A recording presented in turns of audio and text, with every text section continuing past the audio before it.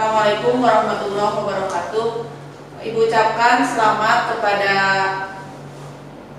para calon pengurus OSIS tahun pelajaran 2020-2021 yang merupakan hasil seleksi sehingga kalian bisa mengikuti kegiatan latihan dasar kepemimpinan siswa.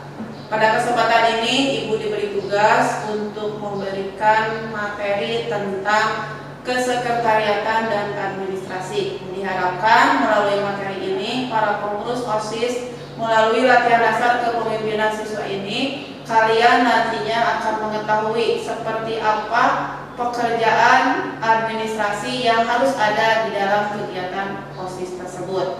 Ibu harapkan semoga kalian semua yang telah lulus seleksi ini bisa mengikuti kegiatan latihan dasar kepemimpinan siswa ini sampai tuntas.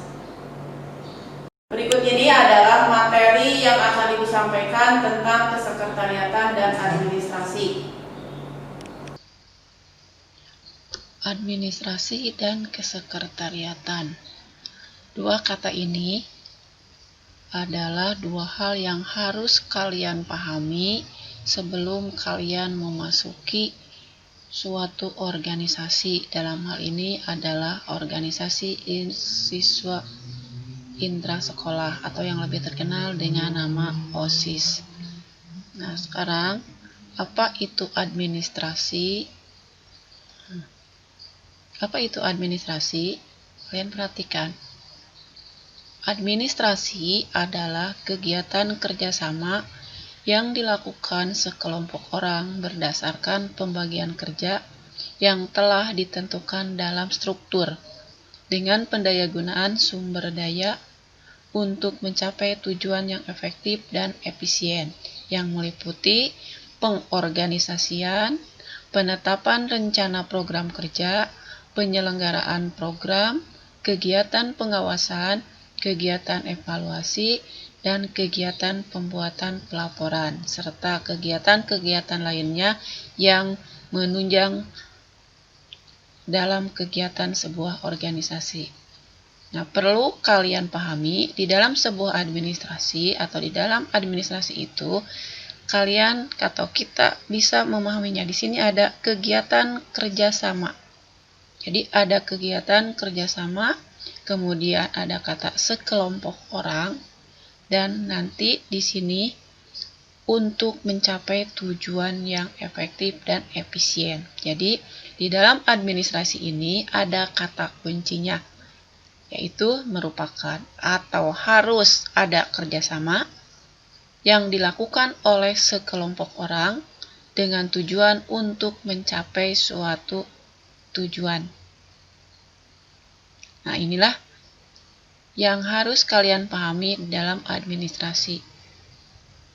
Kemudian, ada yang disebut dengan kesekretariatan. Kalau tadi administrasi itu hubungannya dengan sekelompok orang atau kegiatan yang di dalamnya ada kerjasama yang dilakukan oleh sekelompok orang untuk mencapai tujuan yang sama, itu ada dalam kegiatan administrasi.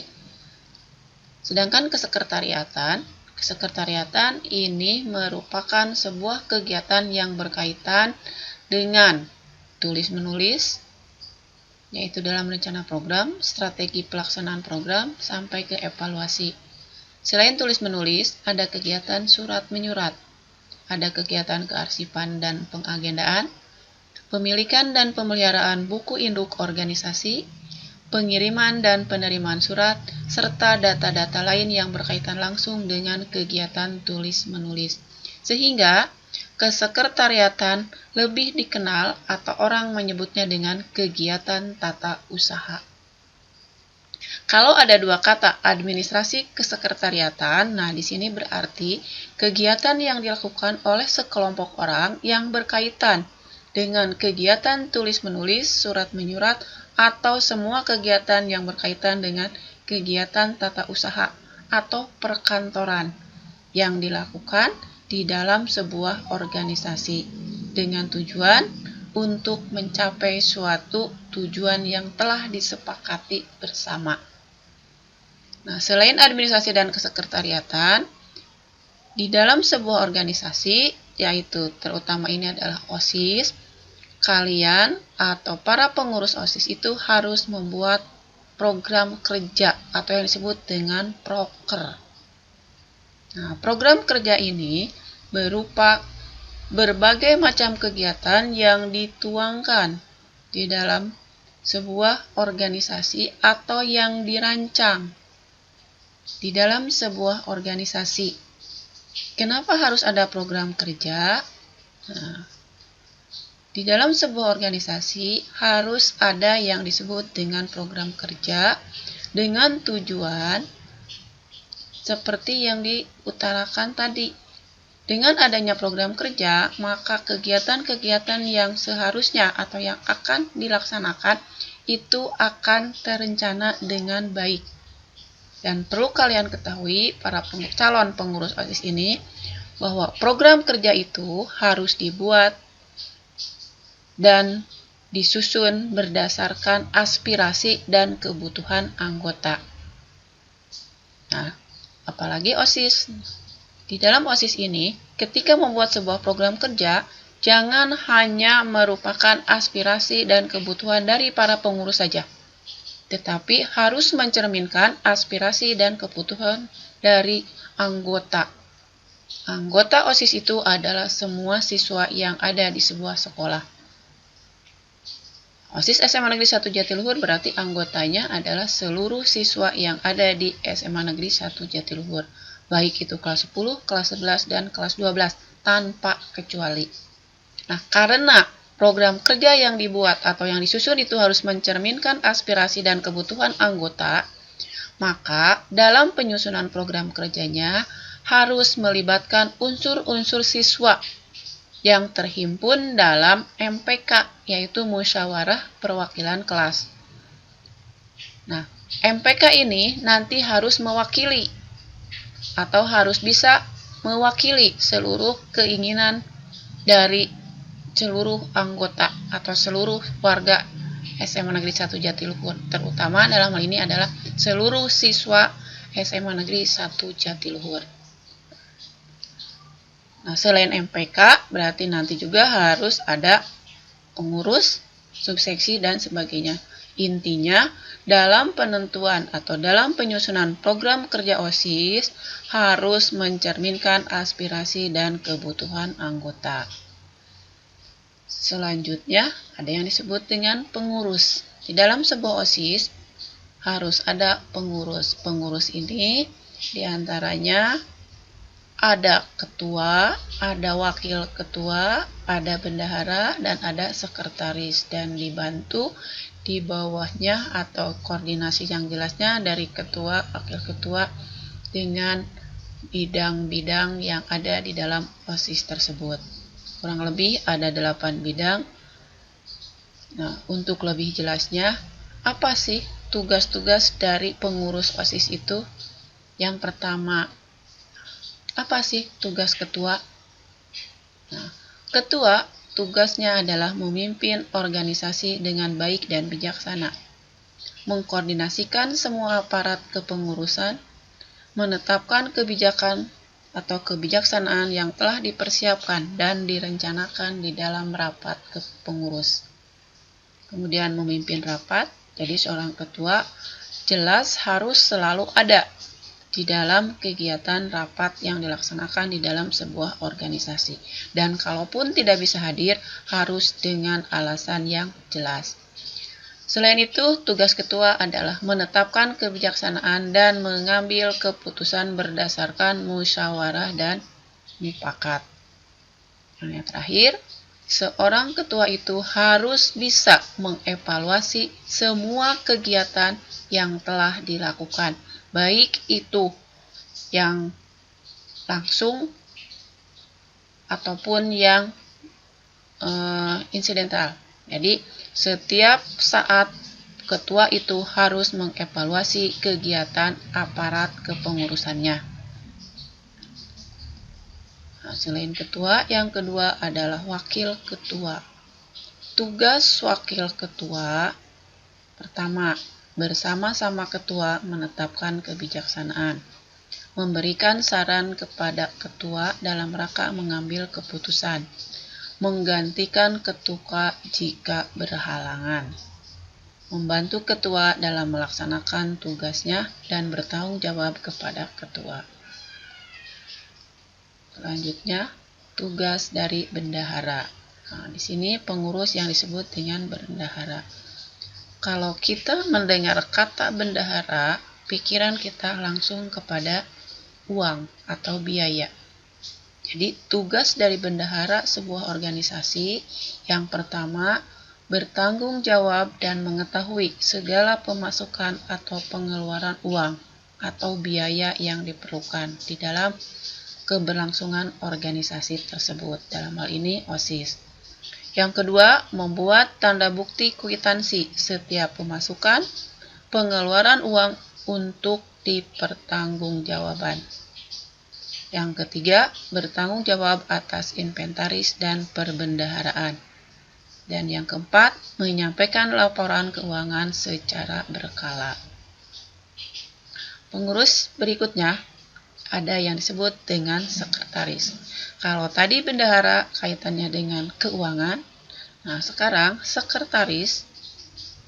Nah, sekretaris ini tugasnya memberi saran atau masukan kepada ketua dalam mengambil keputusan, mendampingi ketua dalam memimpin rapat, menyiapkan pendistribusian, dan menyimpan surat serta arsip yang berhubungan dengan pelaksanaan kegiatan. Jadi yang namanya surat menyurat itu harus diketahui atau harus sepengetahuan sekretaris. Kemudian menyiapkan laporan, surat, hasil rapat, dan evaluasi kegiatan. Bersama ketua menandatangani setiap surat yang dikeluarkan.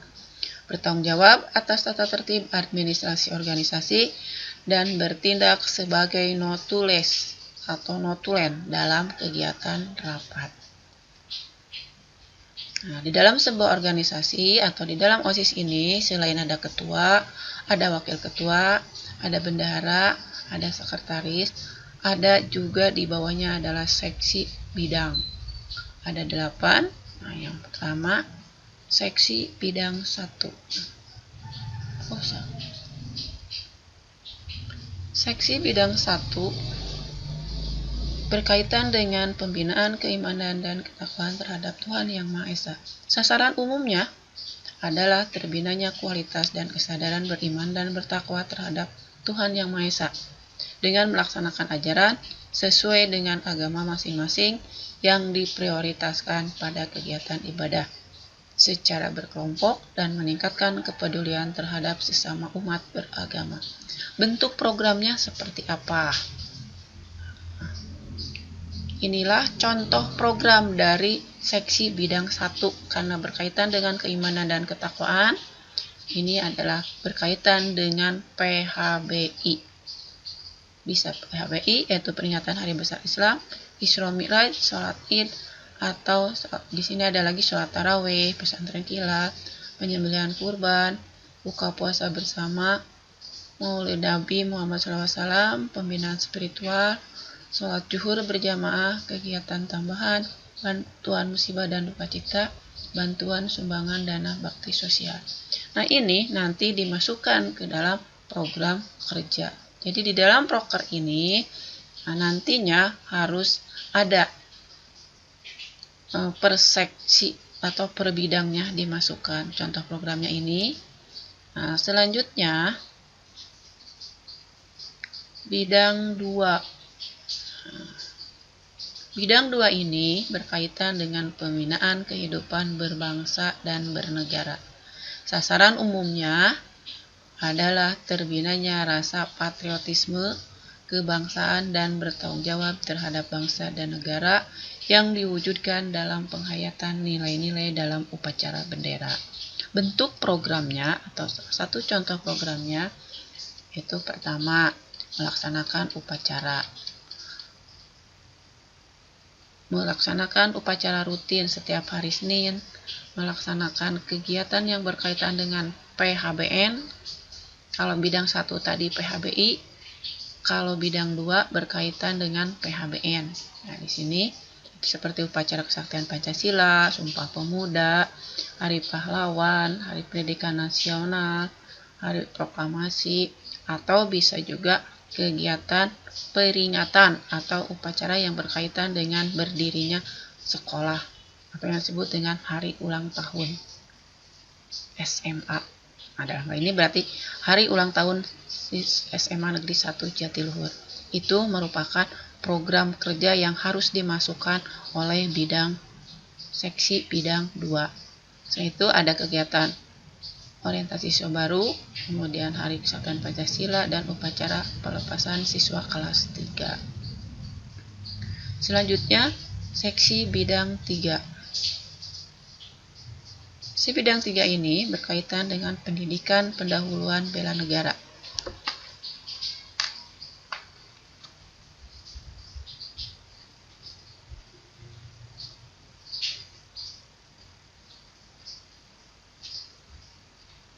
Sasaran umumnya adalah terkoordinasinya kegiatan kepramukaan dan kegiatan pencinta alam dalam menumbuhkan jiwa cinta tanah air, rela berkorban demi bangsa negara untuk membentuk kader penerus yang patriotis.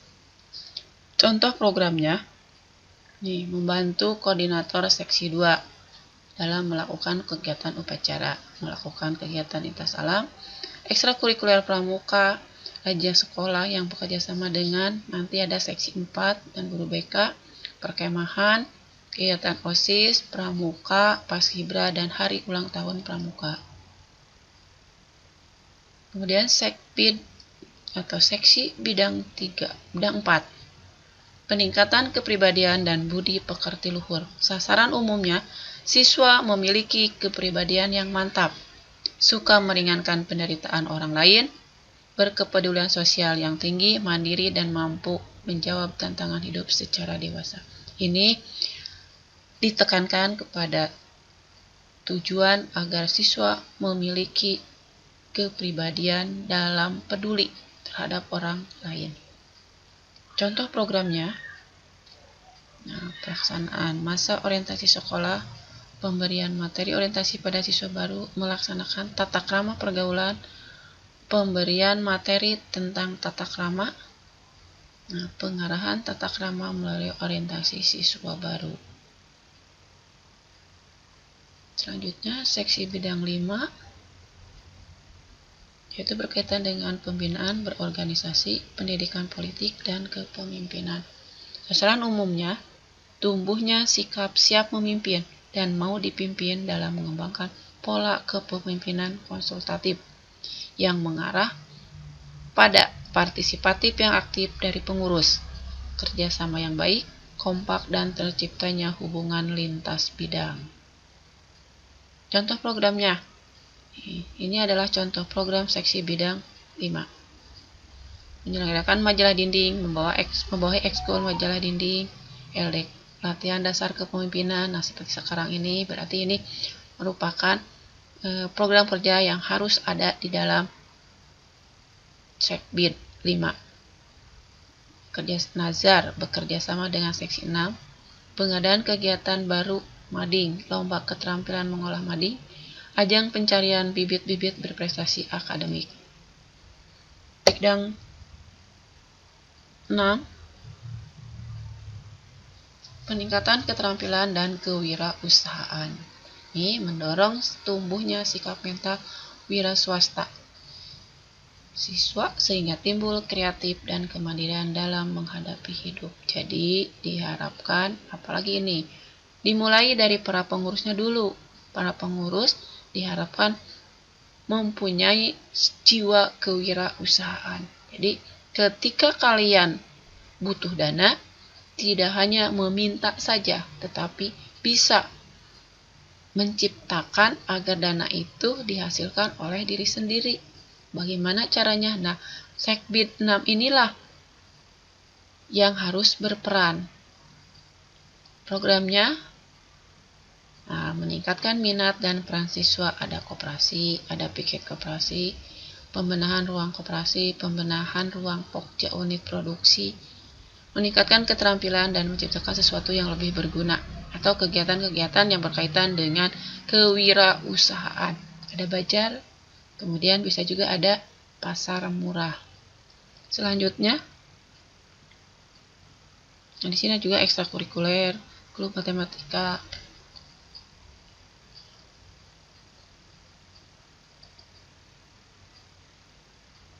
Selanjutnya adalah Sekbid 7. Sekbid 7 ini berkaitan dengan peningkatan kesegaran jasmani.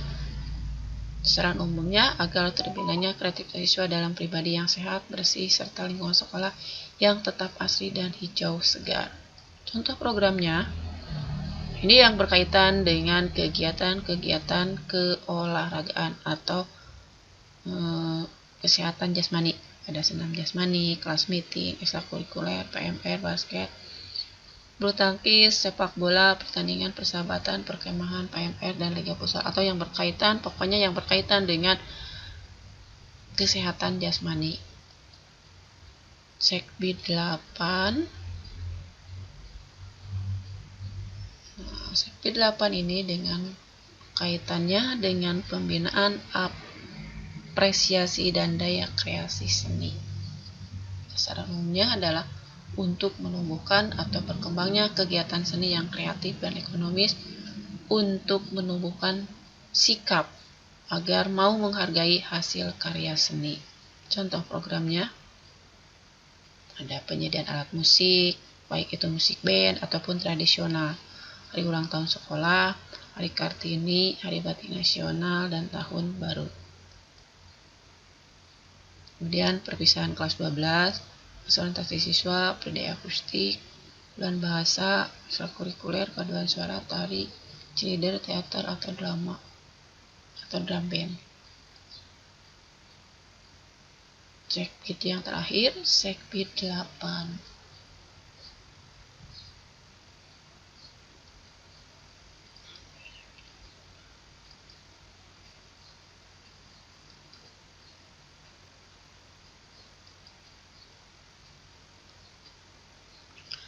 Selain pengurus, ada juga di sini selanjutnya adalah pedoman administrasi OSIS.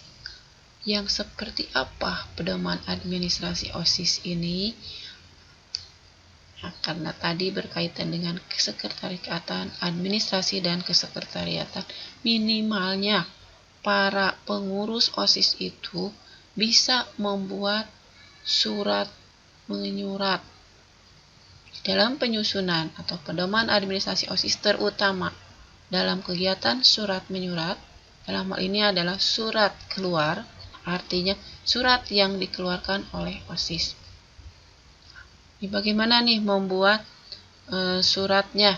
Ada di sini contoh 00 kodenya 001 OSIS Semanja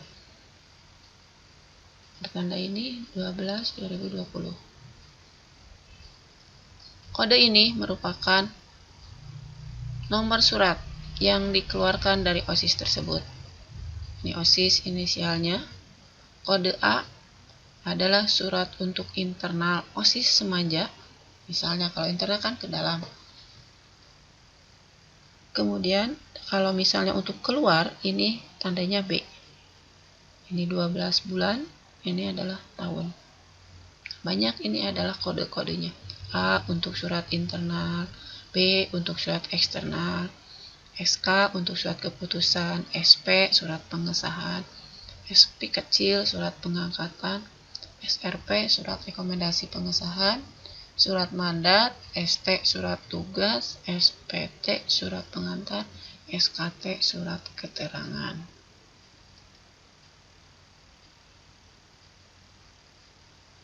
Kelengkapan administrasi. Pedomannya itu tadi, selain pedoman untuk surat menyurat, dalam organisasi OSIS harus ada yang disebut dengan kelengkapan administrasi. Ada apa saja yang harus dibuat di dalam kegiatan administrasi?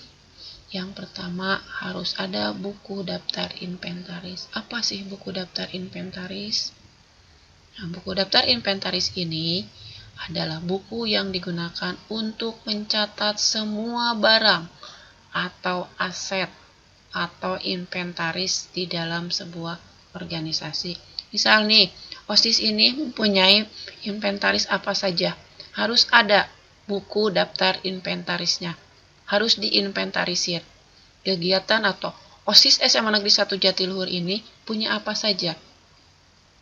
OSIS yang sekarang berarti cara kalian adalah calon-calon pengurus OSIS periode 2020-2021. Nah, harus ada buku daftar inventaris harta kekayaan OSIS kepengurusan OSIS 2019-2020. Itu harus dicatat. Dan yang ditulislah dalam buku daftar inventaris. Yang seperti apa buku daftar inventaris itu? Kolom-kolomnya, bentuknya. Nah, buku daftar inventaris dibuat dalam bentuk tabel yang memuat kolom-kolom sebagai berikut. Harus ada nomor urut barang. Nomor indeks atau kode barang itu bisa oleh ciri atau inisial dari kepengurusan OSIS tersebut, nama satuan atau jenis barangnya, jumlah barang, asal mula barang, harga satuan barang kalau diperoleh dengan membeli, tanggal mulai dipakai, tanggal mulai tidak dipakai atau rusak, keterangan misalnya ada penambahan barang. Nah, ini buku daftar inventaris. Selain buku daftar inventaris, kelengkapan administrasi itu harus ada juga yang disebut dengan buku notulen atau buku notulensi. Buku notulensi ini adalah buku catatan resmi tentang pembicaraan, kesepakatan atau keputusan yang diambil dalam pertemuan-pertemuan, rapat-rapat atau diskusi-diskusi yang dilaksanakan oleh para pengurus OSIS. Yang kedua, buku notulensi juga merupakan bahan pertimbangan atau peringatan dan evaluasi setiap menyelenggarakan pertemuan, baik itu rapat ataupun diskusi pada tahap-tahap berikutnya. Nah, buku notulen ini formatnya yang pertama harus ada nama pertemuan, hari, tanggal pertemuan, waktu pertemuan, jam mulai dan berakhir, tempat pertemuan, jumlah undangan dan jumlah peserta, nama dan jabatan yang memimpin, nama dan jabatan notulis, kesimpulan-kesimpulan dari setiap pembicaraan. Kemudian keputusan-keputusan yang diambil harus ada dituliskan dan rekomendasi jika ada. Jadi sudah ada dua, yaitu buku daftar inventaris, buku notulen, dan satu lagi buku tamu. Buku tamu ini adalah buku yang digunakan untuk mencatat semua tamu-tamu yang datang dan keperluan dengan organisasi. Formatnya, buku tamu dibuat dalam bentuk tabel yang memuat kolom-kolom sebagai berikut. Ada nomor urut, hari, tanggal, dan jam, nama lengkap tamu, organisasi atau institusi tamu, jabatan atau status tamu, alamat, keperluan, dan tanda tangan. Next. Berikutnya, selain buku daftar inventaris, notulen, buku tamu, dan berikutnya adalah buku daftar hadir. Buku daftar hadir adalah buku yang digunakan untuk mencatat kehadiran peserta rapat, diskusi, lokakarya, pelatihan, atau pertemuan-pertemuan lain. Nah, buku daftar hadir ini biasanya harus diletakkan satu paket dengan buku notulen. Formatnya, buku daftar hadir dibuat dalam bentuk tabel yang memuat kolom-kolom sebagai berikut. Nomor urut, nama lengkap, jabatan, alamat, tanda tangan. Di setiap halaman buku daftar hadir ditulis nama, hari, tanggal, dan agenda pertemuan. Kelengkapan administrasi berikutnya adalah yang disebut dengan buku daftar kegiatan. Buku daftar kegiatan adalah buku yang digunakan untuk mencatat setiap kegiatan organisasi, baik internal maupun eksternal.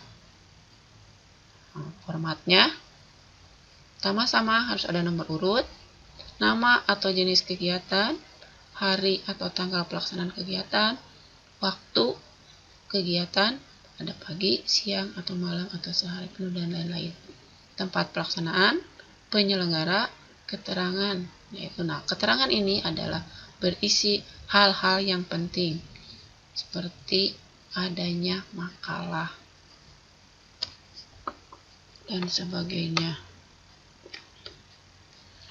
Terakhir, buku keuangan. Nah, selain tadi ada juga buku keuangan. Buku keuangan adalah buku pembukuan keuangan, baik pemasukan maupun pengeluaran anggaran organisasi. Bentuk formatnya ada nomor urut, tanggal transaksi, pemasukan dan pengeluaran, uraian sumber pemasukan, uraian penggunaan dana, debit, kredit, jumlah, keterangan jika perlu. Buku agenda. Buku agenda adalah buku pencatatan keluar dan masuknya surat yang digunakan untuk mengagendakan peristiwa atau kejadian pada surat. Buku agenda dibagi menjadi dua, ada buku agenda surat keluar, artinya adalah agenda surat-surat yang dikeluarkan oleh sebuah organisasi, dalam hal ini OSIS, atau buku agenda surat masuk. Buku agenda surat masuk tetap sama, ada format-formatnya. Buku agenda surat keluar dibuat dalam bentuk tabel yang memuat nomor urut, nomor indeks surat, nomor surat, tanggal surat, tujuan surat, isi, dan keterangan. Buku agenda surat masuk dibuat dalam bentuk tabel yang memuat kolom sebagai berikut: nomor urut, nomor indeks surat, tanggal surat diterima, pengirim. Kalau tadi buku keluar itu adalah penerima, nah kalau agenda surat masuk ada pengirim, isi, tanggal surat, terusan, catatan, disposisi, dan keterangan.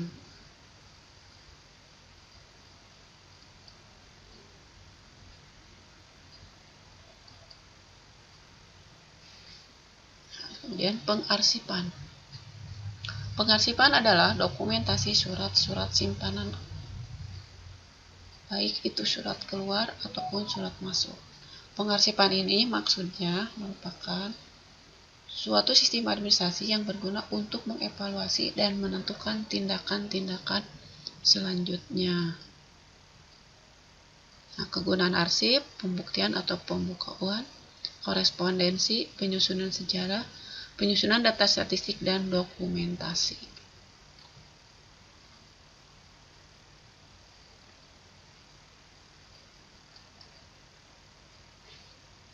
Pengarsipan dilakukan dengan Brave Owner atau MAP untuk menyimpan seluruh arsip-arsip surat sesuai dengan kode indeks. Surat-surat yang disisipkan harus disusun rapi sesuai dengan nomor urut keluar atau diterimanya surat masuk. Dalam mengarsipkan surat-surat yang terjadi karena perubahan susunan kepengurusan harus dipisahkan antar periode. Pengarsipan juga berlaku untuk dokumen-dokumen organisasi selain surat, seperti peraturan, siaran, dan lain sebagainya. Perlengkapan sekretariat, ada bagan struktur organisasi, ada papan agenda kegiatan, papan pengumuman, tabel program kerja tahunan, papan daftar pengurus.